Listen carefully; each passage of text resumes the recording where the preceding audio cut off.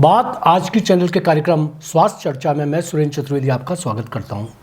दोस्तों, स्वास्थ्य चर्चा के अंदर आपने जैसा देखा कि इस कार्यक्रम के अंदर हम अजमेर के उन टॉप मोस्ट डॉक्टर्स को आपके सामने लाते हैं और वो जो विशेषज्ञ होते हैं उनके संबंध में आपको जानकारियाँ देते हैं। वो जो रोगों की जानकारियाँ होती हैं वो भी आप तक पहुँचती हैं। आपके जो सवाल आते हैं हमारे पास उनके भी हम जवाब देते हैं और इस तरह से ये कार्यक्रम बहुत सुनियोजित और बहुत सुंदर बन पड़ता है। आज जिस डॉक्टर को हम आपके अदालत में पेश कर रहे हैं वो राजस्थान के शिशु रोग विशेषज्ञों में से एक माने जाते हैं और ख़ास तौर से अजमेर में उनका कोई मुकाबला नहीं। जहाँ तक शिक्षा दीक्षा का सवाल है वो निश्चित रूप से सबसे ज़्यादा ट्रेंड व्यक्ति हैं। मैं चाहूँगा कि उनसे आपको रूबरू कराऊँ। इससे पहले मैं डॉक्टर प्रशांत माथुर का स्वागत करता हूँ। डॉक्टर प्रशांत माथुर, आपका हमारी चैनल पर बहुत बहुत स्वागत है और मैं चाहूँगा कि आपसे मुखातिब हूँ और आपसे जो सवाल हमें मिले हैं वो भी मैं पूछूं और मेरे जो सवाल हैं, मेरी जो क्वेरीज है वो भी मैं आपको पूछूं। डॉक्टर प्रशांत माथुर, मैं सबसे पहले ये जानना चाहूँगा कि आपका फैमिली बैकग्राउंड क्या है और आप किस तरीके से इस क्षेत्र में आए? जी, मैं मूलतः अजमेर का ही रहने वाला हूँ।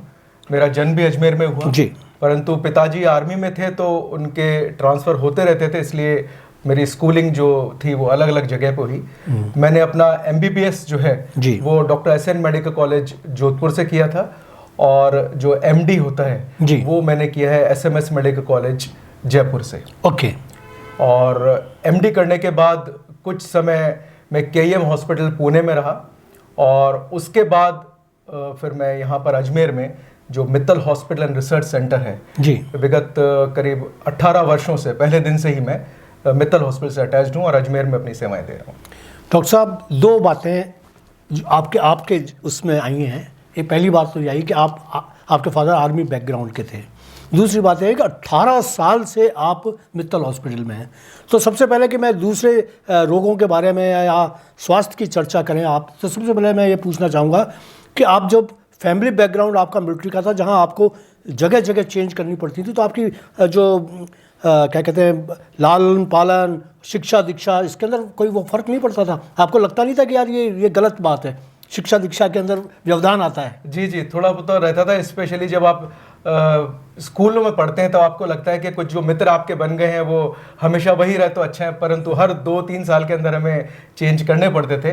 परंतु इन सब में मैं मेरे पेरेंट्स का बहुत बड़ा योगदान मानता हूँ। उन्होंने बहुत अच्छा डिसिप्लिन लाइफ हमें दी और ये बताया कि सोशल इंटरेक्शन जब हम लोगों से करते हैं तो किस तरीके से आगे का रखना है। तो वो डिसिप्लिन मैं महसूस करता हूँ कि उनका दिया हुआ आज तक मैं फॉलो कर रहा हूँ। मुझे ये जानकारी मिली है डॉक्टर साहब कि आपके फादर को वीरता का बहुत बड़ा पदक मिला और स्वयं प्रधानमंत्री मोदी जी ने उनको आमंत्रित करके वो पदक दिया।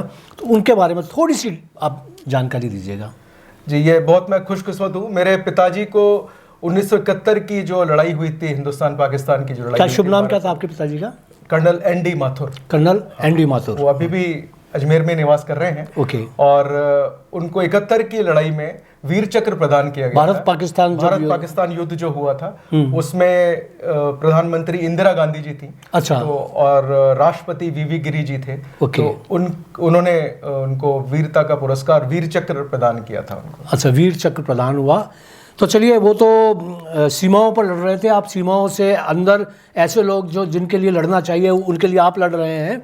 आप शिशु रोग विशेषज्ञ हैं। दूसरी बात मैं ये जानना चाहूँगा कि 18 साल से क्या आप ये नहीं सोचते कि अजमेर एक छोटा सा शहर है, महानगर नहीं है, और आपके लिए अवसर जहाँ आपने पूना में काम किया तो वहाँ आपको ऐसा होगा कि आपका ऐसा नहीं लगता आपको कि खिड़की में से आपको आसमान दिख रहा है?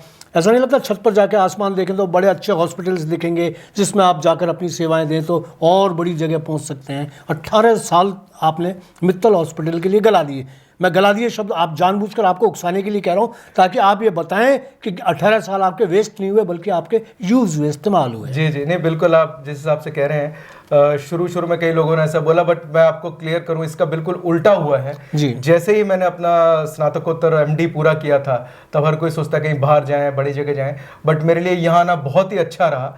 मेरे लिए इसलिए भी अच्छा रहा, उस समय अजमेर के अंदर कोई भी बहुत बड़ा प्राइवेट अस्पताल नहीं था जी। तो जो मित्तल हॉस्पिटल का उस समय मोटो है वो आज तक यही है कि यहाँ से कोई भी सीरियस मरीज बाहर रेफर ना होकर यहीं ट्रीट हो जाए जी। जयपुर जाने की आवश्यकता ही ना पड़े, सारी सुविधाएं जब एक ही छत के नीचे मिल जाएं तो उससे बड़ी अजमेर के लिए क्या बात रहेगी। तो सेम मैं ऐसा महसूस करता हूं कि उस समय 18 वर्ष पहले जब मैं अटैच हुआ था तब से लेकर आज तक मतलब स्नेह भावना बड़ी है मित्तल अस्पताल के लिए और अजमेर के लिए मेरी। मैं खुद को लकी मानता हूं कि अजमेर से मैं इतने सालों से अटैच हूं और आगे भी रहूंगा।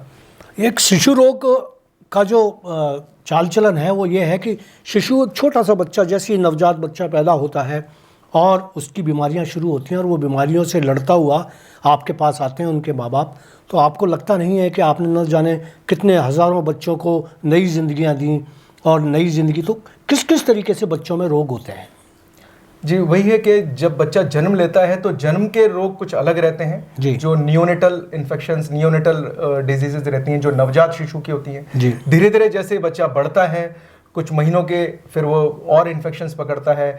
इस तरीके से उम्र के हिसाब से रोग भी बदलते रहते हैं। अच्छा, तो रोग बदलते हैं तो जो बच्चे पैदा होने वाले हैं, जो दूध पीने वाले बच्चे होते हैं, उनकी बीमारियां कुछ अलग किस्म से होती हैं। और जैसे जैसे बच्चे, तो आप शिशु रोग विशेषज्ञ कितने वर्ष के बच्चों तक को आप शिशु मानते हैं और आप उनका इलाज करते हैं? जी अगर हम शिशु रोग विशेषज्ञ पीडियाट्रिक्स का डोमेन देखें जो स्पेसिफाइड है वो जन्म से लेकर 18 वर्ष की आयु तक के शिशु रोग विशेषज्ञ देख सकते हैं। अच्छा, आप 18 साल तो आजकल तो वोट देने लायक हो जाते हैं। जी बिल्कुल। तो उसके बाद फिर फिजिशियन देखेंगे। ओके, उसके बाद फिजिशियन देखेंगे। डॉक्टर साहब, आज जिस रोग पर मैं विशेष बात करना चाह रहा हूँ, हालांकि बच्चों के बहुत सारे रोग हैं जिन पर बात की जा सकती है, अपन फिर कभी बैठेंगे तो बात करेंगे, लेकिन इन दिनों में अजमेर शहर के अंदर खासतौर से निचली बस्ती के अंदर पीलिया रोग, जॉन्डिस जिसे कहते हैं, बहुत तेज़ी से फैल रहा है। और इतना तेज़ी से फैल रहा है कि लगभग 6 करोड़ की आबादी है। इसके अंदर अगर अपन मान लिया जाए कि 20,000 बच्चे इस समय पीलिया रोग से ग्रस्त हैं।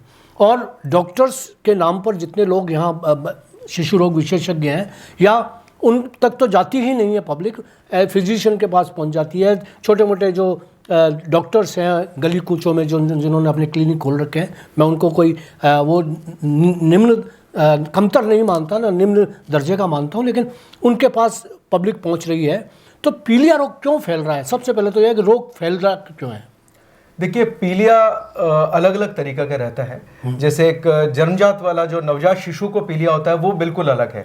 वो फैलने का अलग कारण होता है। वो एक दूसरे से नहीं फैलता, वो जो बच्चे का लीवर इमेच्योर रहता है तो पीलिया होता है। जैसे बच्चा जन्मता है, तीसरे चौथे दिन का उसको हल्का पीलिया आता है। किसी किसी को उस ट्रीटमेंट की जरूरत पड़ती है जिसके हम लाइट के नीचे रखते हैं, कुछ अलग ट्रीटमेंट रहता है। लेकिन अभी जिस पीले का आप जो जिक्र कर रहे हैं वो दरअसल अभी अजमेर में इसलिए ज्यादा फैला हुआ है क्योंकि ये मेनली खान पान की चीजों से फैलता है। आज किस जगह से लोग खा रहे हैं, पानी की दूषित सप्लाई हो गई, खाने से पहले हाथ आमतौर पे व्यक्ति नहीं धो रहे हैं, तो इन चीज़ों कंटामिनेटेड वाटर सप्लाई आ गई, इन सब कारणों से पीलिया आजकल बहुत ज़्यादा फैला हुआ है। तो डॉक्टर साहब, ये लोगों की गलतफहमी है, हो सकता है कि वो सही हो, आप भी इसको तस्दीक करें कि मौसमी बीमारी है या नहीं है ये पीलिया? जी थोड़ा मौसमी इसलिए मान सकते हैं कि अमूमन तो ये गर्मियों के मौसम में या जब बहुत ज़्यादा भीड़ भाड़ होती है, जिसे अपन कहते हैं सैनिटेशन पुअर हो जाए, जब उस समय ये पीलिया बहुत ज़्यादा फैलता है। परंतु आजकल हम ऐसा देख रहे हैं कि किसी भी बीमारी की एक कोई निश्चित अवधि नहीं है कि बस ये गर्मियों में ही होगा। सर्दियों के दौरान भी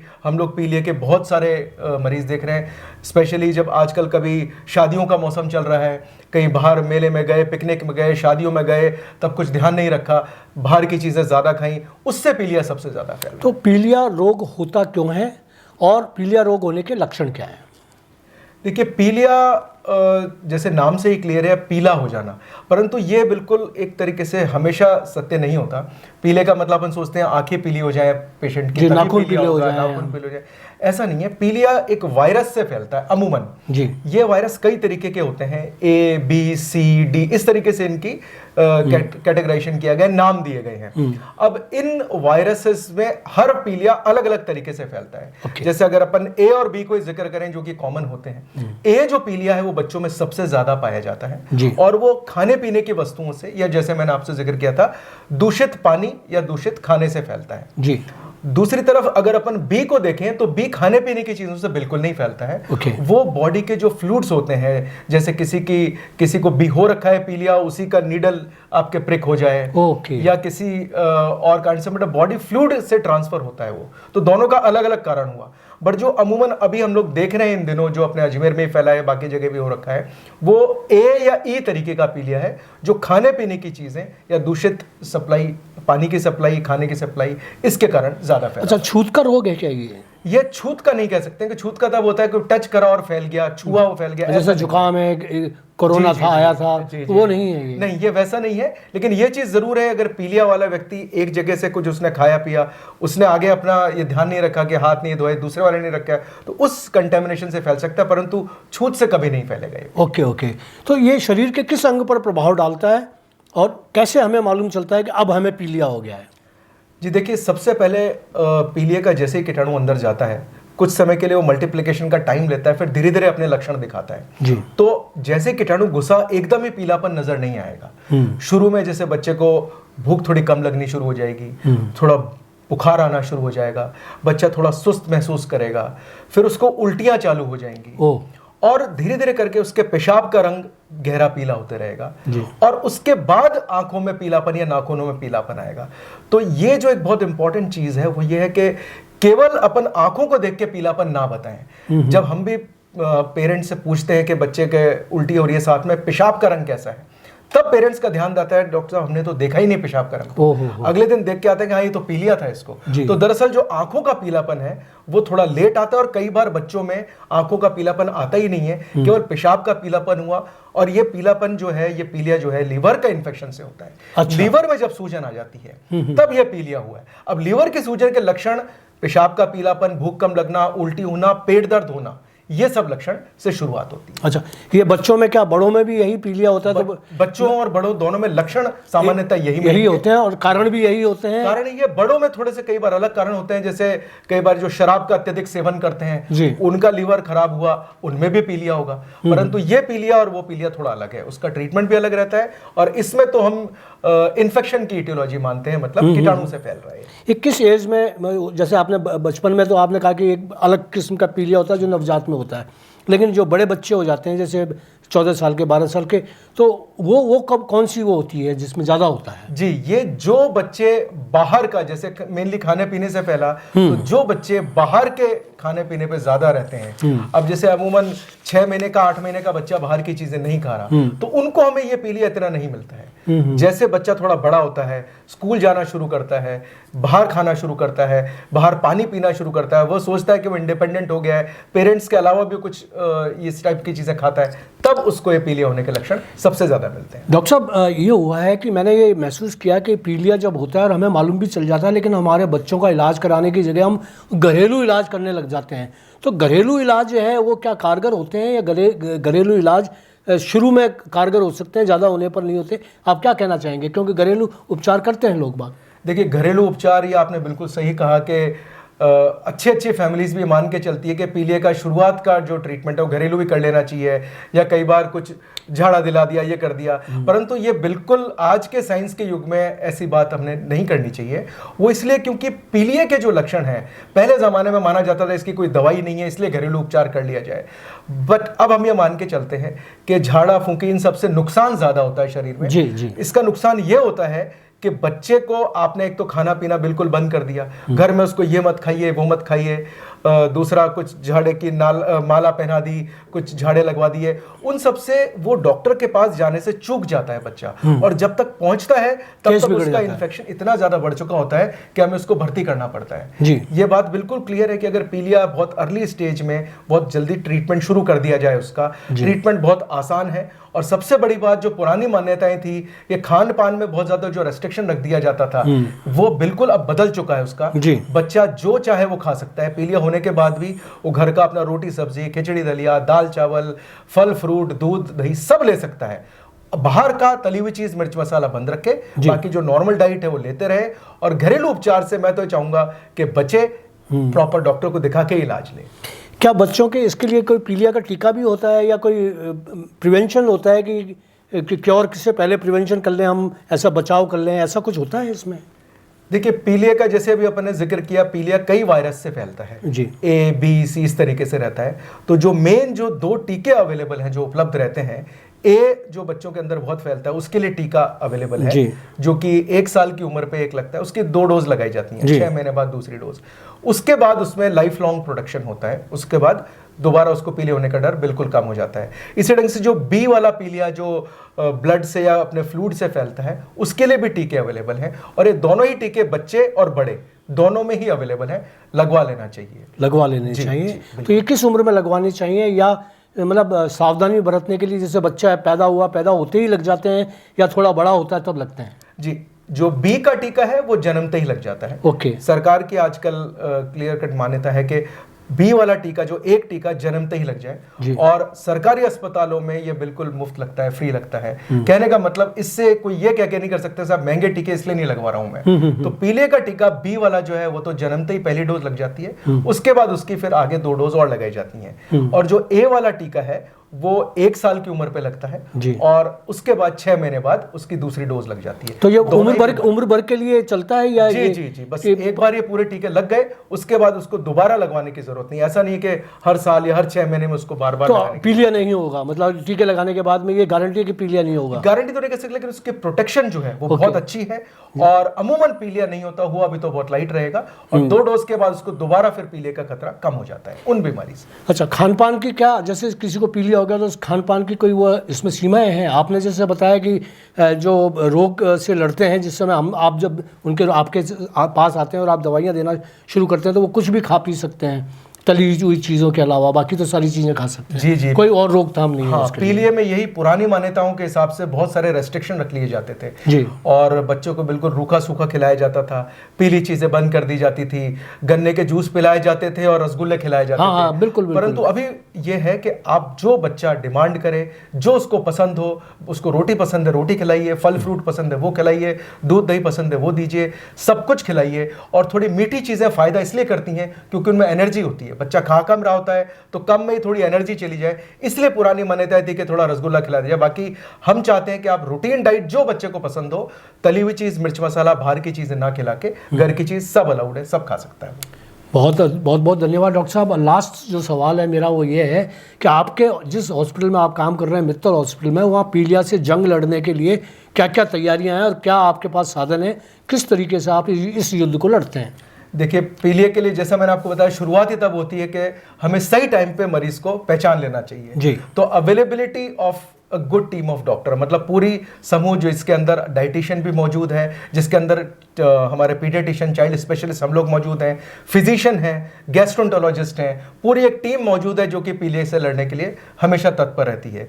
दूसरी चीज़, यदि किसी का पीलिया बिगड़ता है, जिसके लक्षण होते हैं कि एकदम पीलिया दिमाग तक चले जाता है, सुस्त पड़ जाता है बच्चा, कई बार ताड़ आनी शुरू हो जाती है, दिमागी पीलिया या बिगड़ा हुआ पीलिया, लिवर फेल्योर में भी अगर पेशेंट जाता है तो उसको एडवांस सपोर्ट की जरूरत पड़ती है, जिसमें कुछ प्लाज्मा जो कि एक ब्लड का प्रोडक्ट होता है वो लगाया जाता है, वेंटिलेटर पे रखने की जरूरत पड़ सकती है। तो ये सारी सुविधा भी आईसीयू के अंदर, चाहे बच्चों का आईसीयू हो चाहे बड़ों का ICU, under supervision of intensivist पूरा मौजूद है हमारे पास। बहुत बहुत शुक्रिया दोस्तों। आपने देखा कि पीलिया से हमारा अजमेर किस तरीके से लड़ सकता है, उससे सावधानियाँ कितनी हैं, बचपन का जो बच्चा पैदा होता है तब का पीलिया क्या होता है, बड़े होने पर पीलिया क्या होता है। क्योंकि मेरे पास शिशु रोग विशेषज्ञ, अगर कोई फिजिशियन होता तो मैं उनसे बड़ी और भी बातें और भी सवाल करता, पर बच्चों संबंधी मैंने सवाल पूछे। इस अजमेर के अंदर जो पीलिया है वो जितना बच्चों को नहीं है उससे ज़्यादा बड़ों को है, और बड़े पीने की वजह से, शराब पीने की वजह से, शराब के सेवन की वजह से लीवर की डैमेज होते जा रहे हैं, और लीवर से जो पैदा होता है उसमें मौतों की संख्या भी हमने देखी कि लीवर में बढ़ती है। तो दोस्तों सावधान रहें, पीलिया कोई लाइलाज बीमारी नहीं है, थोड़ी सी सावधानी रखेंगे, थोड़ा इलाज करवाएंगे तो आप उससे निवृत्त हो सकते हैं। इस शहर के अंदर जितने लोग पीलिया से ग्रस्त हैं या उनके बच्चे पीलिया से ग्रस्त हैं, वो सिर्फ शिशु रोग विशेषज्ञों के पास इलाज के लिए जाएं, छोटे मोटे नीम हकीमों के पास ना जाएं। जादू टोना और ये जो टोटके होते हैं, ये जो झाड़ फूंक होते हैं, इनके चक्कर में ना पड़े, बहुत बड़ा नुकसान हो सकता है। ये आपको जानने की ज़रूरत है। डॉक्टर साहब ने ये बताया। डॉक्टर प्रशांत माथुर, मैं आपका बहुत बहुत आभारी हूँ कि आपने हमारे लोगों को जागरूक किया, हमारे दर्शकों को जागरूक किया। आइंदा आते रहें। धन्यवाद। बहुत बहुत धन्यवाद।